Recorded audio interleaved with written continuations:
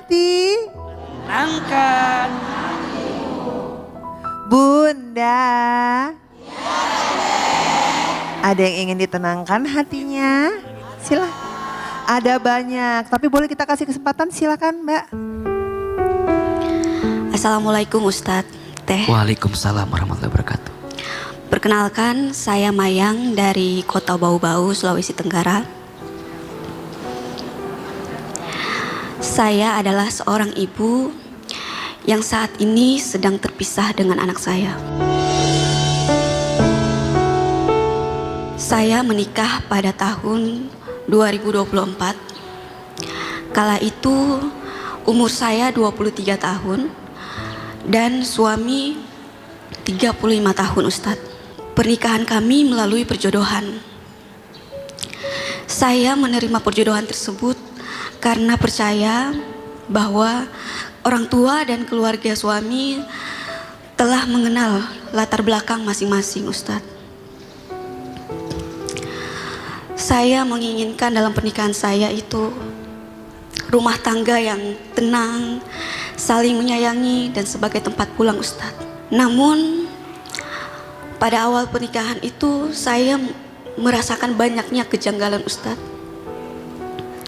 Kami yang seharusnya menjadi pasangan suami istri yang dekat, tetapi saya merasa sangat jauh dengan suami saya Ustadz. Dari komunikasi kami yang minim, dan juga hubungan kami sebagai suami istri tidak sebagaimana mestinya dengan pasangan-pasangan pada umumnya Ustadz. Puncaknya pada Februari 2026 kemarin, saya menghadiri acara konser atas izin suami saya. Namun ketika saya pulang ke rumah, suami dan anak saya tidak berada di rumah Ustadz. Saya tidak dapat menghubungi suami saya dan juga saya telah melaporkan ini kepada keluarganya, tapi saya tidak mendapatkan jawabannya.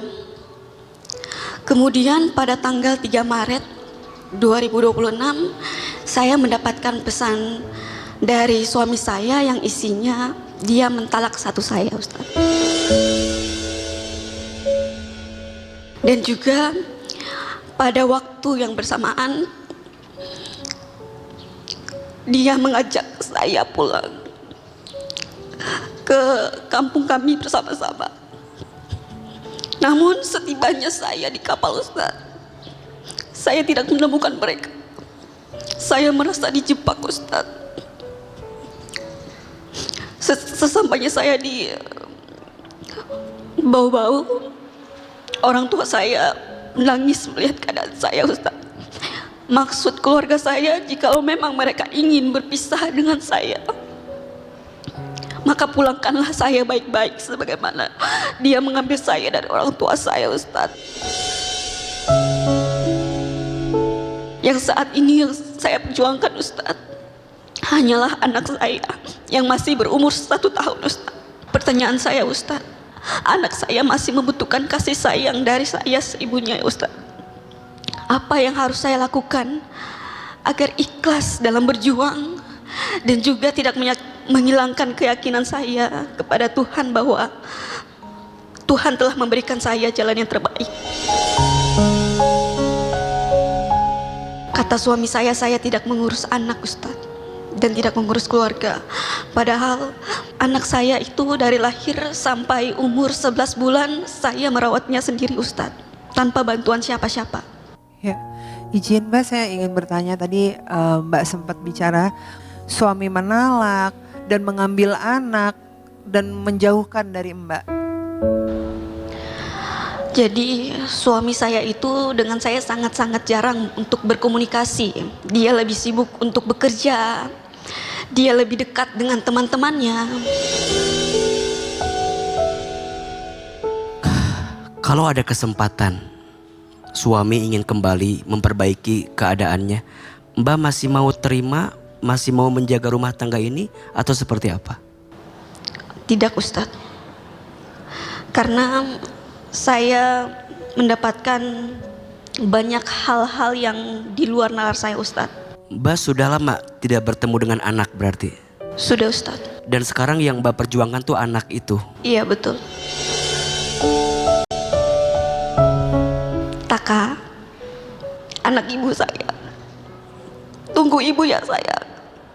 Saat ini ibu sedang berjuang untuk bertemu kamu kembali sayang.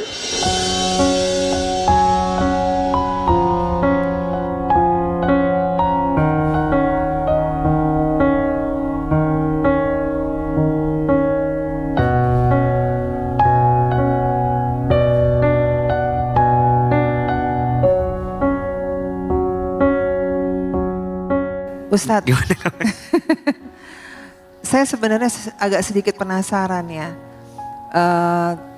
Tadi konflik dari suaminya ada gangguan jiwa, terus juga lebih senang main dengan temannya. Tapi saya boleh tanya sedikit lagi ya Mbak ya, saya sedikit penasaran. Apakah di dalam rumah tangga kamu itu ada pengkhianatan atau berjalan dengan kesetiaan aja? Ada. Oh ada. Oh itu berjalan dari awal pernikahan atau setelah anak lahir? Dari awal pernikahan. Baik Bunda. Pertama, mempertahankan rumah tangga itu kemuliaan. Maka jangan pernah menjadikan perceraian sebagai pilihan pertama saat rumah tangga dihadapkan persoalan.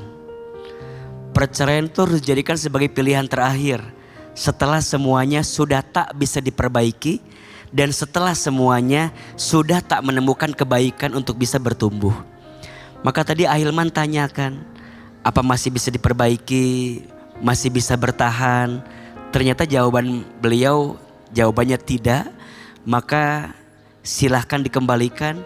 Jika masing-masing berjalan dirasa lebih baik, kuatkan hati, kuatkan langkah, dan percayalah bahwa pilihan kita berpisah bukan karena kita semata-mata ingin menghancurkan diri, tapi justru pilihan kita berpisah justru kita untuk bisa mendapatkan kebaikan dan kebahagiaan, dan semoga ada jalan terbaik yang bisa Allah tunjukkan.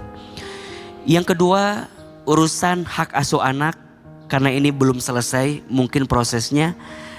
Memang sebaiknya dan seindahnya jika seorang anak itu masih membutuhkan, apalagi ya masih dalam persusuan ibunya, masih butuh pelukan ibunya, masih butuh kehadiran ibunya, maka di usia-usia tertentu maka sebaiknya yang mengasuh adalah ibunya.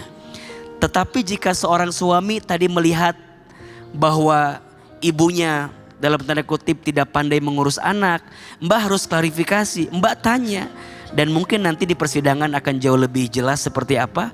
Hanya yang pasti 3 saja. Pertama, doa. Mbak, mungkin sosok Mbaknya gak hadir dalam diri anak Mbak, tapi doa Mbak bisa hadir untuk anak-anak Mbak. Maka jangan pernah putus berdoa. Percayalah, mungkin tanganmu tak bisa menyentuhnya, mungkin tubuhmu tak bisa memeluknya, tapi doamu bisa menjaganya. Maka jangan pernah berhenti mendoakan anakmu. Yang kedua, teruslah bertumbuh jadi ibu yang baik. Boleh jadi Allah sengaja menjauhkanmu dari anakmu karena Allah sedang menguatkan dirimu agar kamu tumbuh menjadi perempuan yang hebat di waktu yang akan datang. Maka nanti kalau ada kesempatan berjumpa lagi, tolong belajar terus jadi ibu yang baik. Tunjukkan sama dia kalau aku tuh ibu yang baik. Tunjukkan sama dia kalau aku ibu yang bisa ngurus anak itu. Dan semua itu butuh bukti, tidak hanya dengan kata-kata. Maka menjadi ibu harus terus belajar. Belajar sabar, belajar syukur, belajar mendampingi, belajar menemani. Karena bagaimanapun al-ummu madrasatul ula, ibu itu adalah sekolah pertama untuk anaknya, wal abu ro'isuha, dan ayah adalah kepala sekolahnya. Wajar nggak kalau kepala sekolah mengambil alih ketika melihat madrasahnya kurang baik? Wajar kan? Maka Mbak jangan melihat ini sebagai tidak sayangnya suami Mbak, justru mungkin karena dia sayang, karena ngelihat kita mungkin kurang baik. Maka gimana caranya? Yuk muhasabah, yuk introspeksi, yuk perbaiki. Sampai nanti kata Allah, pantas aku berikan titipan ini kepada dirimu. Dan buktikan kepada dia bahwa dia selama ini salah menilai Mbak. Terakhir, tentu ada doa yang bisa menguatkan Mbak. Coba nanti dibaca Quran surat Al-Baqarah ayat 250. Ini doa agar kita dikuatkan dari setiap keadaan yang menyulitkan yang kita rasakan. Bismillahirrahmanirrahim. Rabbana afrigh alaina sabran wa thabbit aqdamana wansurna alal qaumil kafirin. Doa yang kedua, kalau nanti Mbak ada kesempatan berjumpa dengan beliau dan berjumpa sama keluarga beliau, bisa dibaca doanya Nabi Musa alaihissalam.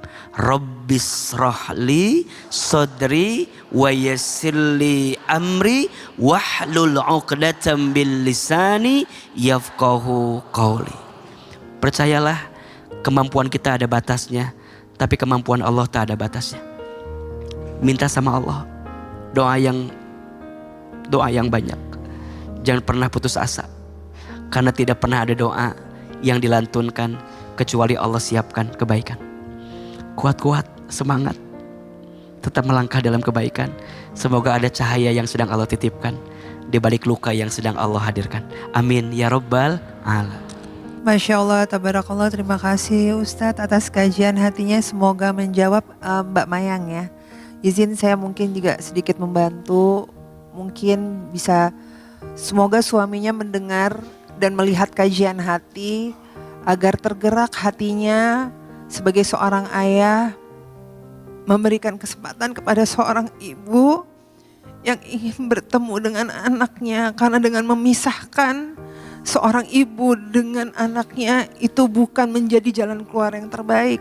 Kembalikan baik-baik agar dua-duanya bisa mendapatkan kasih sayang yang sama.